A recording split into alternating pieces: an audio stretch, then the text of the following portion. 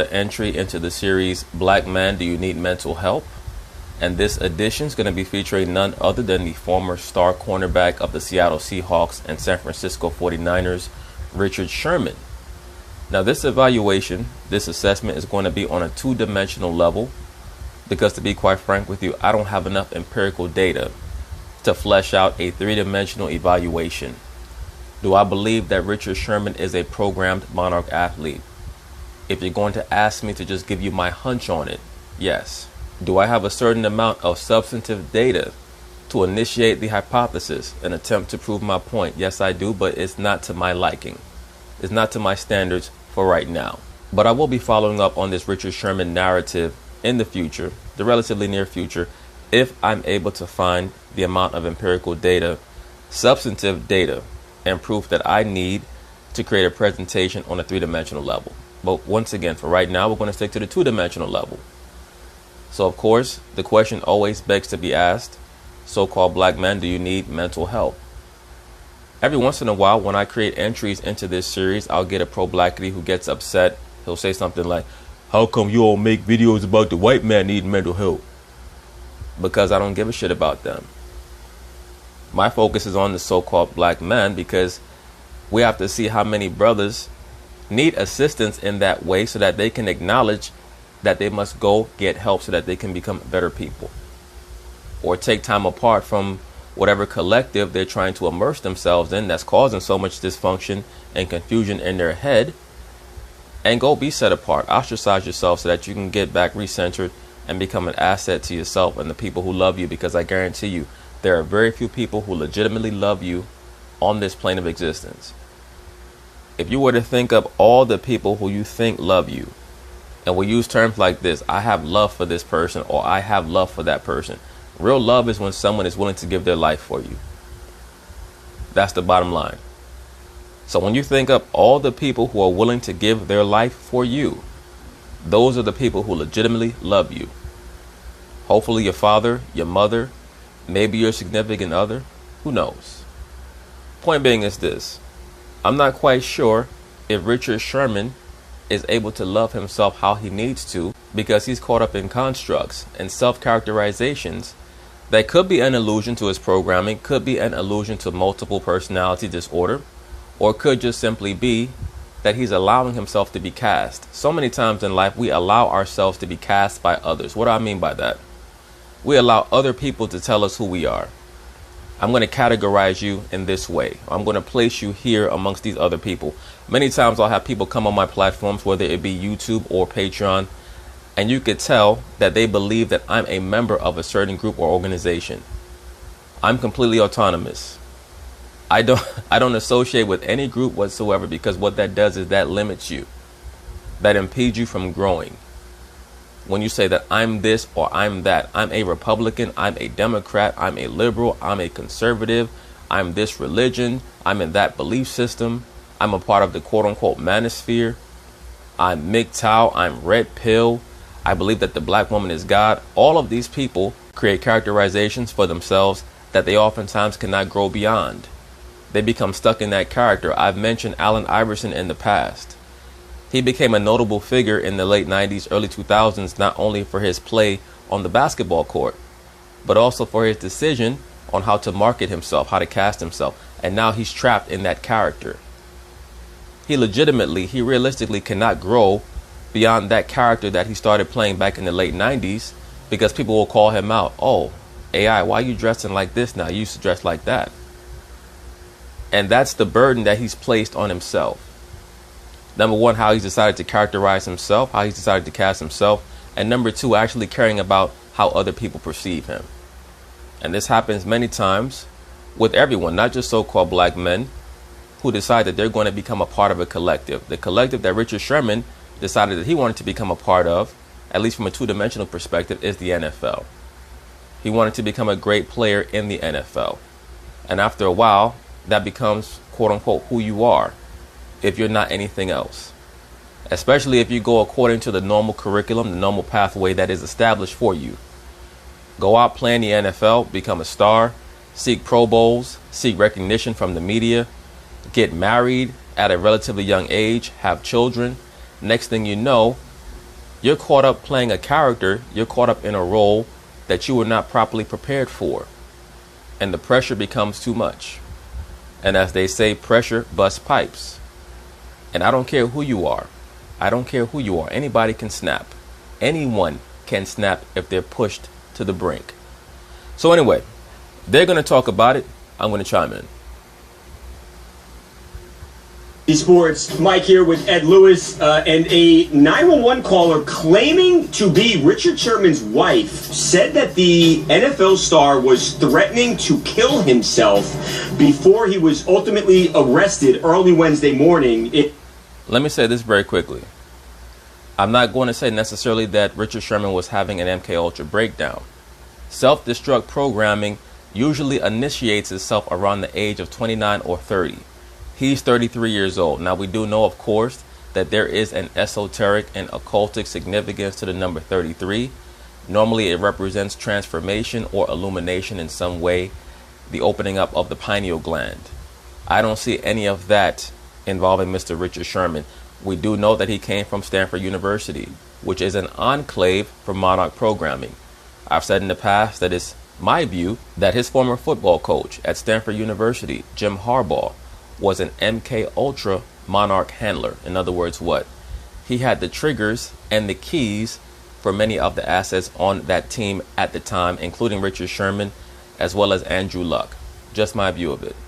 I don't think that it's happenstance that Jim Harbaugh was moved over to the San Francisco 49ers so that he could handle the asset known as Colin Kaepernick and bring him to prominence, introduce him to the national spotlight. So do I think that there's necessarily enough evidence to hypothesize that Richard Sherman, there may be more than meets the eye to what's going on in this narrative? Of course. But there's not quite enough substantive data, according to my level of knowledge, to establish that. Certain things are not linking up, but I will say this. There are some crumbs that will corroborate an assertion that he's been monarch programmed or that he's an asset, that he's a sports asset. I'll leave it at that for now. In an unbelievable story, Ed, that just got even crazier. Now, let's let you hear this 911 call. We've talked about the arrest yesterday. Richard Sherman arrested for domestic violence, burglary, sitting in a jail, no bond, and now we have obtained the 911 call, again, made by a woman claiming to be Richard's wife. Here it is. 911, what are you reporting? I need officers to my house now. My husband is drunk and threatening to kill himself. Stop. You need to stop interrupting me so I can get the information I need to get officers expedited. I need officers here now. What's he doing that you think he's going to harm himself? He's being aggressive. He has sent text message. He's trying to leave now in the house. He's being aggressive. Please keep in mind that when it comes to many of these monarch programmed assets, particularly monarch athletes, their wives are their handlers. It is a possibility that his wife was the one who initiated some type of quote-unquote self-destruct programming, or, what they might report in the media as depression and suicidal thoughts, just so that they could play out this narrative. But again, we're just going to assess it on a two-dimensional level. I think that there are some things going on in the head of Richard Sherman when it comes to his own self-identity. And that's why I always implore brothers to put the Most High first, because the Most High establishes who you are in the grand scheme of things. And you have to take your time to develop yourself as a person. These cats out here getting married and having children in their 20s, they don't even know who the hell they are, because they're not raised in environments where they're taught about their culture or their history. So they're flying blind, and all they're doing is creating this false notion of who they are as a person based on their athleticism and their job. They're taught their entire childhood, normally by women, that your value is going to have a direct association or correlation to the job that you have. So that's their whole thing. I have to get into the NFL or the NBA.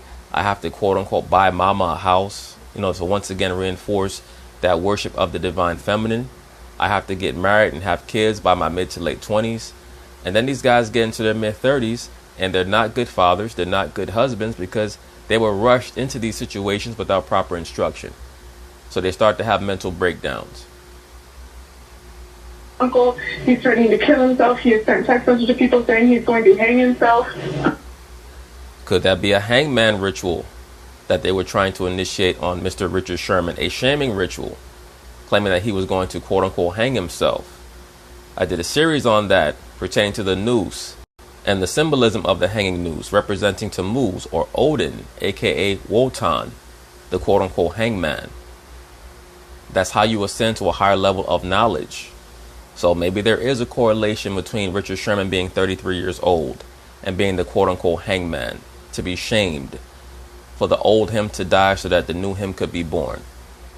Once again, definitely things to inspect in the near future. I know that his wife's last name is Moss. I'm not quite sure what her background is, but I'll have to check it out. If she has a psychological background, she could be his handler. And he's saying that if the police show up, so please don't shoot is what I'm asking. It's Richard Sherman. Like, ma'am, this is like a emergency. I need officers here Listen now. to me. I'm handling this. You need to stop telling me that. Okay, It's not going to slow help down. Stop telling me it's not going to slow help down. Okay. A very, very terrifying call here. But this is what's important to note about this call is it was placed a couple hours before he was actually arrested. So the cops are saying that this call was placed around, 11 o'clock on Tuesday night. Wow. So they say he left this area. So this is allegedly going down at a different part of Washington. They say he then left this area, crashed his car, and then went over to his in-laws' house and tried to break in there. So we know many times, especially when Monarch programmed assets are being put through certain walkthroughs per se. I'm not going to say necessarily a self-destruct program, but a walkthrough where they're being placed in situations to be embarrassed, like a Tiger Woods, like a Britney Spears. Oftentimes it will involve a vehicle that they crash or something along those lines. This call is on the call. She says he had drank 1 bottle of vodka and 1 bottle of Hennessy, and then allegedly cops are saying he then drove afterwards. So there's going to be more police calls, more 911 audio that we're about to hear within the next coming days when the authorities release it to us that could reveal even more terrifying stuff from Richard Sherman's night. So this is just even the tip of the iceberg of how horrible Sherman allegedly was on Tuesday and Wednesday morning. Yeah, and that makes this even all the more terrifying. We reported this story, we talked about it, but it's still hard for me to comprehend that this was Richard Sherman. That I have no idea why it's so hard to comprehend that Richard Sherman or anyone else can have a bad moment. Brothers, if you don't place things in their proper perspective, any one of us can be a Richard Sherman. Any one of us can have a meltdown if we don't have our priorities straight, if we don't create an appropriate hierarchy of things that we should focus on. Because anything can be taken away from us in the blink of an eye. Especially if you're an idolater, if you worship something in the flesh, when that thing is taken away from you, you will have a breakdown. So Richard Sherman seems to understand that he's never going to be viewed the same way in NFL circles as he was 7-8 years ago. So could that be the quote unquote trigger that led to his breakdown, just from a two-dimensional perspective? Possibly. Once again, we have to understand what's always going to be there for us and what's not. Allegedly did all of these things, and then to hear somebody who obviously cares about him and is terrified for his well-being saying that he's talking about killing himself and hanging himself, it just seems so out of character for Richard Sherman. But I mean, this is a real situation. Once again, I covered the Hangman Ritual, I believe, when I spoke about Bubba Wallace. This is something that oftentimes they will bring forth around the time of the summer solstice, or what they call in pagan ritual circles, Lita. It's directly associated with Tammuz. Could be years and years in prison, might be having issues off of the field. It certainly seems so. So this is just an unbelievable story that you wish wasn't true. I'm not quite sure how many stories are truly unbelievable. It depends on what you assume about people based on how they're presented or projected on television. I don't believe any of these things. They're all human beings. And most of them are basically just flesh and blood programmed robots by the time you see them on television. It seems like it is, and Richard Sherman is in a lot of trouble here. And like you said, Ed, this is nowhere near over. There is more to come, more 911 calls to come, a lot more to come out of this case. And we will obviously follow it every step of the way. Okay, so brothers, now we're going to pick up on our coverage of Richard Sherman. Black man, do you need mental help? And it's really essential that brothers understand how to create quote-unquote safe spaces for themselves. It's very common, especially for so-called black females, to say things like they're going to quote-unquote protect their peace. That's a real thing. Now, many times when the liberal so-called black woman says that she's full of shit, because the only way for her to protect her peace is to be let off into isolation somewhere in Siberia, because they're normally the creators of anarchy. But when it comes to you as a man, we have to think on a three-dimensional level. And in order to get to the point where we can comprehend on a three-dimensional level, we have to understand and grasp how to create our own, tranquil environment. How can you see things that most other people can't see if you're surrounded by people who think and communicate on a lower wavelength?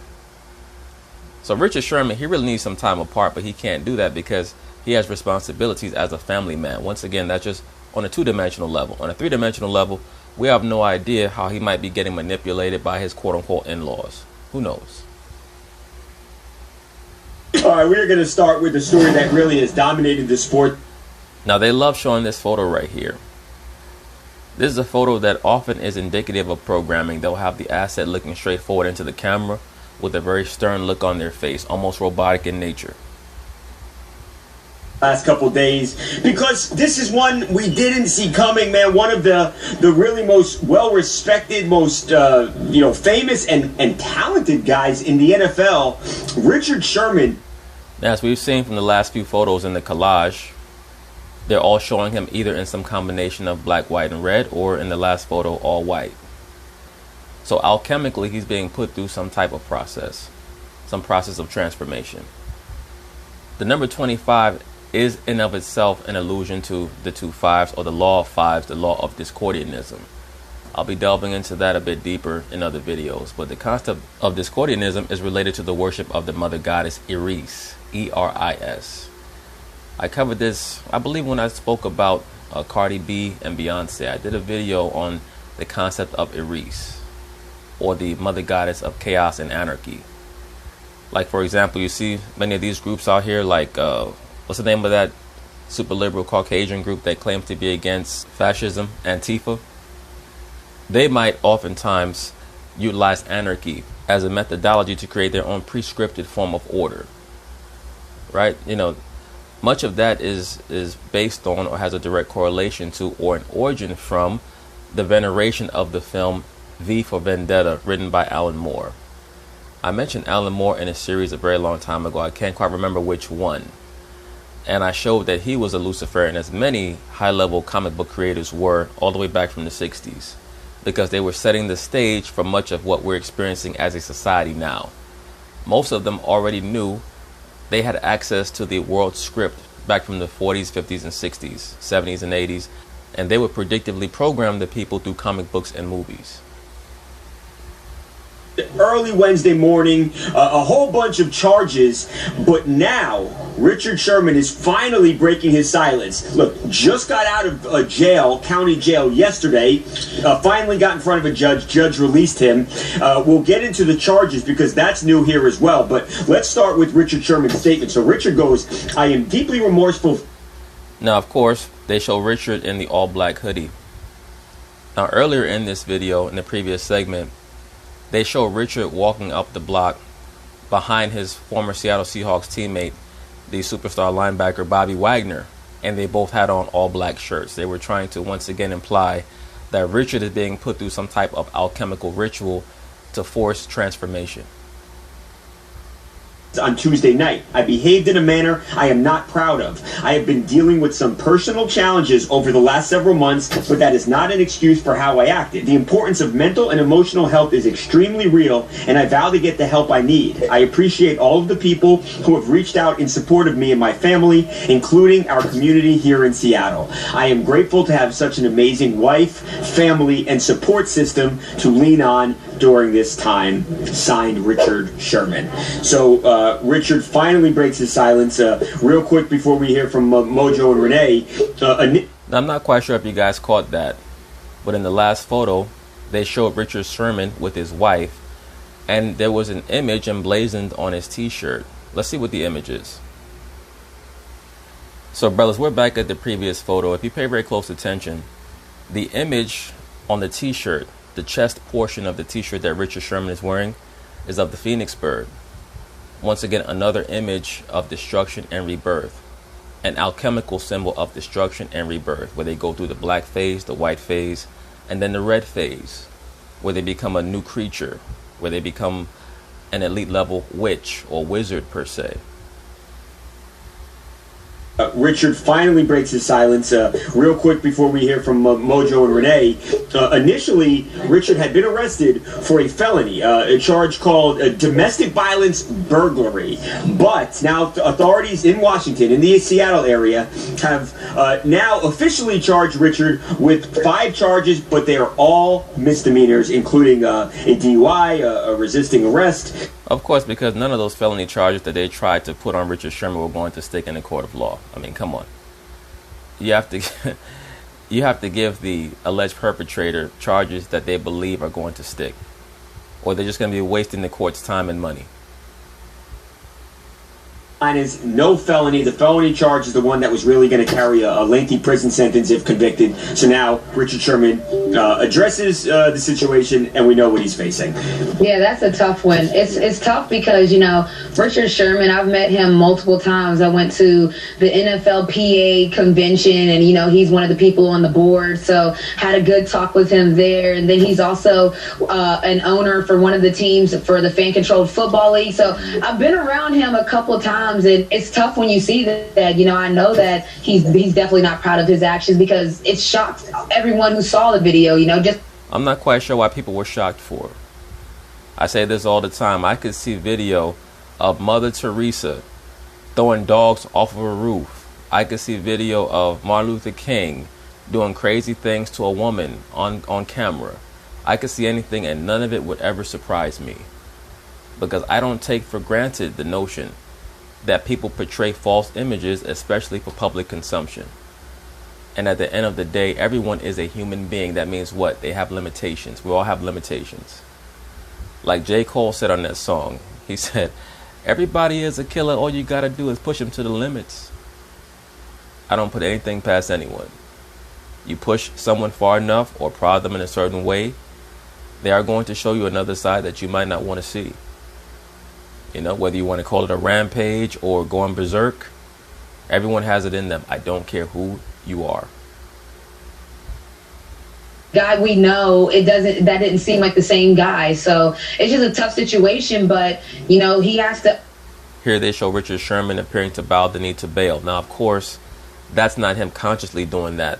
But in their photo collages, they like to show photos that allude to something of a higher level of understanding, esoterically speaking.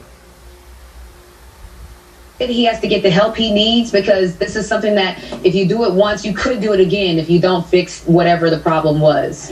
Yeah, as an athlete, you deal with a lot of stress, and sometimes that can be a lot to deal with. And now you factor in maybe elevated personal issues at home that kind of combine with your stresses of being an athlete. And, sometimes, unfortunately, you just slip up. But, it's good to see how he's handling the situation. It's good to see how remorseful he is, and that he's actually looking for help and trying to improve himself. And unfortunately, when things go wrong, sometimes that's the only thing you can do. So, hats off to him for doing what needs to be done, but you hate to see situations like that. Absolutely. Now, it's not often when you have a situation like this that the alleged incident is actually caught on video, but that's exactly what happened here. Now, Richard Sherman, he is accused of, and I'm going to show you video, and it's pretty clear, of trying to break into his father-in-law's house, and his father-in-law happened to have a security.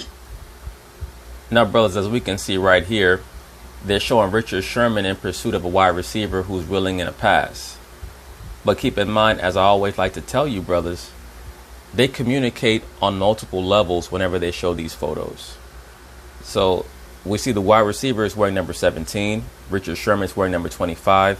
When you add the two together, you get what? 42, right? For Baal or Set, the quote-unquote god of chaos. So this is a ritual that, or appears to be a ritual that Richard Sherman is being put through to initiate some type of chaotic breakdown within his life so that he can be reborn in some type of way.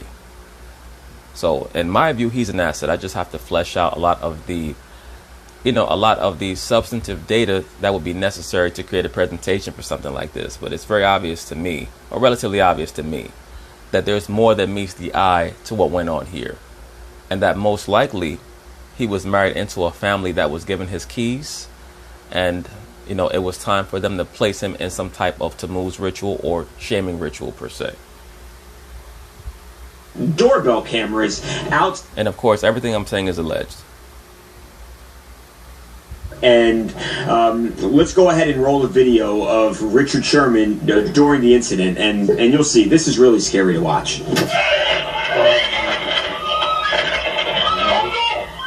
Open the door, Ray. It's preseason. Let's go through our blocking drills. I want to see how strong you really are, Ray.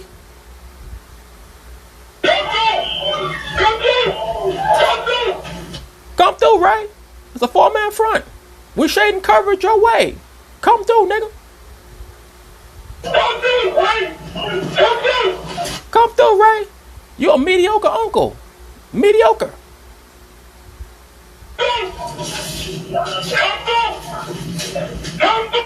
If I was Ray, I would have opened the door just a tad bit when he was walking away and been like, "You mad, bro?" and closed that shit back. That man would have really lost it then. Come through, Ray. Come through. Ray probably the one that got them keys, man, and made him really flip out.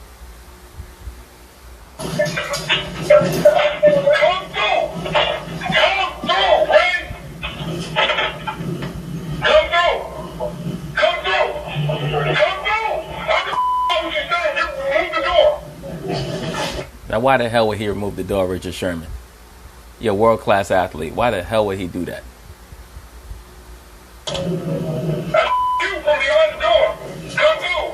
Yeah, wow. Look, it's tough video to watch. His wife made it. Yeah, the video is so tough to watch that you guys play it for 25 hours a day, 8 days a week.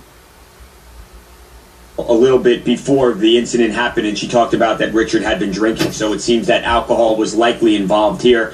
I think after the incident, I think Richard has handled it perfectly. I think he's admitted that he's going through some stuff right now, and you guys know this. Just because you're a professional athlete, look at this nigga. He's trying to stop the run. They run a sweep to his side, and he's just trying to hold his blocker.